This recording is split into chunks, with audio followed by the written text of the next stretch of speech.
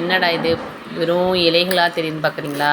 எண்ணெய் காய்ச்சறதுக்காக ரெடி பண்ணியிருக்கோங்க. கரிசலாங்கண்ணி கீரை, கருஞ்சீரகம், சின்ன வெங்காயம், மருதாணி, வேப்பிலை இருக்குன்னா அந்த பூச்சி வெட்டுலாம் வருது, அது வராமல் இருக்கிறதுக்காக தடுக்கும்.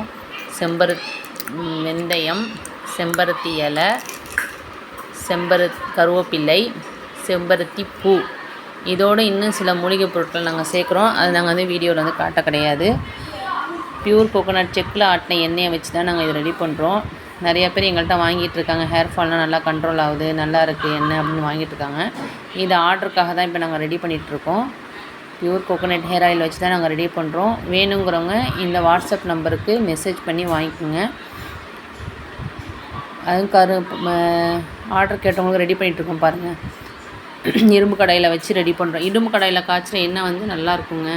எப்பொழுதுமே முடிக்கு வந்து எந்த ஒரு பாதிப்பையும் உண்டாக்காது. இரும்பு கடாயில் நம்ம காய்ச்சினோன்னா அதில் வந்து இரும்பில் வந்து அயன் இருக்கிறதுனால நல்லது, முடிக்கு நல்லது.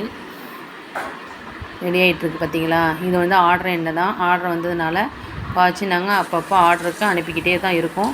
வேணுங்கிறவங்க இந்த வாட்ஸ்அப் நம்பருக்கு கால் பண்ணி வாங்கிக்கோங்க. பாய்.